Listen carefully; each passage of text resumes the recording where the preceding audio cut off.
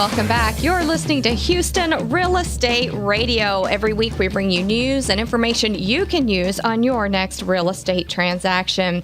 We've been talking with Heidi and Jim McAlister the last several segments. And if you've missed any of today's show, make sure you go over to HoustonRealEstateRadio.com and catch anything that you missed. It's been a great show. And this segment is really something that you don't want to miss. We're going to take some time for you to hear the story of the Woodlands from Jim McAlister himself. He was an integral part of working with George Mitchell's team and helping with the creation of the Woodlands. And it's such an interesting story, a different perspective, and just something that I think as listeners you'll really enjoy. And I just want to thank you, Jim, for sharing this with us, because there's so many people who live in the Woodlands and they don't know the history of it and the creation of it. So to me, it's very exciting to be able to have you share the story here on the air for us. Well, thank you, because I really love to share it. It was a wonderful experience done by a great man. And George Mitchell had such a vision, and you've been able to see all of it fulfilled and played such an integral part of it. So tell us your story, because there's so much history in it. Well, where do you want to start?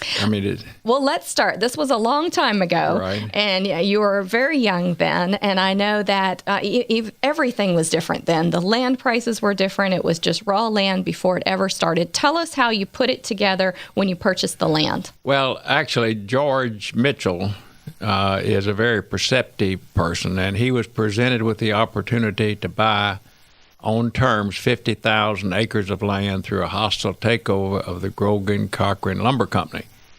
Part of that land is now the Woodlands, and then the rest of it goes up through Pinehurst, Magnolia, and we had some over near Cleveland that we ultimately traded to Champions for some land that in the block that is now the Woodlands. Okay. And so we put together the block for the Woodlands. Now, when it was presented to George, he bought it on terms for $6 million. That's $125 an acre for land that's north of Spring Creek, kind of going up through Magnolia, Pinehurst, and in an area that we now know to be under development. And that's $125 an acre. And that was how many acres? 50,000 acres of timberland. For $6 million. For $6 million. All right, now we banked all of that, so George didn't have to put any cash in it. The bank lent us all of the money, and so we were cruising along, and 3 years later, Georgia Pacific came in through the efforts of one of our vice presidents, Morris Thompson, who met them at a seminar in California, and they were looking for timberland, and so we visited with them and sold them a 12-12 cut, which is 12 inches above the ground, 12 inches diameter or greater, to cut those trees for $5 million. Now, that put us $1 million in 50,000 acres of land rather strategically located. So that may be the best amazing land deal, but that's part of what George does. He has this great imagination, and he really is able to intuitively understand what to do. And again, it was my great honor, pleasure, and luck to be mentored by such a person.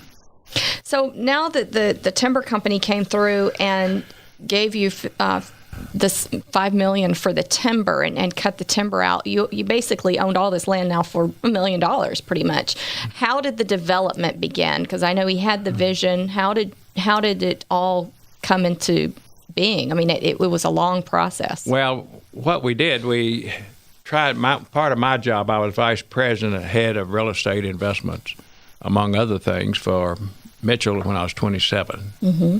And so we were visiting, and the idea is, how do we make this pay off in terms of creating income for the company? And George and I were speaking, and several others, and it came up with the idea of creating a, quote, satellite city and making the block on that around the property that we own there at 45 in Spring Creek. Mm-hmm.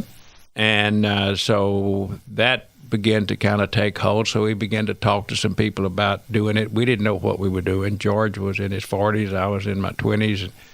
And, we were And it really too young to know that it couldn't be done. And it really hadn't been done as far as a master planned city built the way that the Woodlands is built with villages and the way that it's laid out. Well, right? no, that had been done. It had been done in Columbia, Maryland, Reston, Virginia, Irvine, California, Westlake in California. It had been done a number of times. That had done it. Okay. But they were all still young. Mm-hmm. And so, in fact, we visited them at great length, and they gave us all the do's and don'ts of what to do, and we learned from that and incorporated it in our plans. But anyway, so the point was that we wanted to do this, so that is my job to go out and create a planning team to be able to put it together, which consisted of Bill Pereira out of California, McHarg, Roberts, and Todd out of Pennsylvania for ecology, Dick Brown and Associates out of Columbia, Maryland, Gladstone and Associates out of Washington, D.C. for marketing. And that became our team, and we began to put it together. And it took us about 7 years from that point to get it through. And one of the lucky things was we had previously met with a fellow named Sir Stanford Ross, who was a very just one-person architectural firm. He had no degree. But a very bright man, and he suggested that we go to HUD for the Title IV program, which was New Cities program that HUD had provided for. And so we went there with this plan. They liked what we were doing, and that's when we brought aboard the people that I just mentioned to get some serious planning done. Mm-hmm. And then we went back and forth with HUD, and then they lent us $50 million. Well, that isn't correct. They guaranteed $50 million under the program, and we went to the street in New York, and the brokerage companies underwrote our program and guaranteed by HUD. So we borrowed $50 million, and that kicked us off. And that's how the Woodlands started. That's how the Woodlands started, but it was always with ecology in mind, with better lifestyle in mind, and with better things for people in mind in the community. And that's the footprint George wanted to leave. He didn't need to leave that, he's the great richest person in the world. He wanted to leave his footprint being what he did for others. And he had different choices on what kind of master plan community to lay out, right? Right. And so tell me about the different ways he could have laid it out. Do you feel like he went with the best way for the community, or how did that play out? He went the best way for the community. He could have, like we had, my job, as head of the real estate area, was to get all the options on the table. Mm-hmm. Well, one of the options was just make a major boulevard through the middle, carve off 300 acres at a time, sell them to different developers, and let developer A develop track A, developer B develop track B, and then grow it in a timely fashion that way. Mm-hmm. And that had very little risk to it and a great rate of return. We explored then, among other things, building a mid-sized community, then a full city, and we ended up going with the full city. And when I came back with the money from HUD, I asked George, I said, George, we had 3 options here. Which one now are you going to take? We've got to make a decision. Mm-hmm. And he said, we're going to do what's now the Woodlands. And I says, why? He said, I'm putting back into the pot from which I withdrew.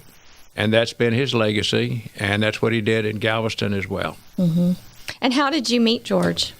I had quit my job. I'd finished my master's degree in business and quit my job with Johnson Testers because my master's degree was on the future of oil well service companies, and we didn't see a long-term deal there. So I went looking for a job and ended up doing some research, finding Mitchell Energy had some places for someone with my background. Walked in, and they said they weren't looking for anybody, and I said, well, maybe I can help you because here's what I hear on the street are some holes in the operation that I could fill. And so it kind of shocked them, and so he called in George Mitchell into the room, and I was hired. And That's an amazing story. And so that was it, and from then on in, it was the most magnificent and grandest ride that I've ever had.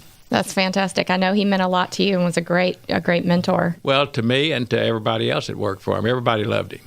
It's a great story. And, I just think it's such a great story for all the people who live in the Woodlands now and don't know that great history. So I appreciate you sharing that on the show with us. You're listening to Houston Real Estate Radio. Go online to HoustonRealEstateRadio.com and you can hear the entire show from today. I'm Shanna Register, and we'll be back next week, 6 p.m. on Houston Real Estate Radio.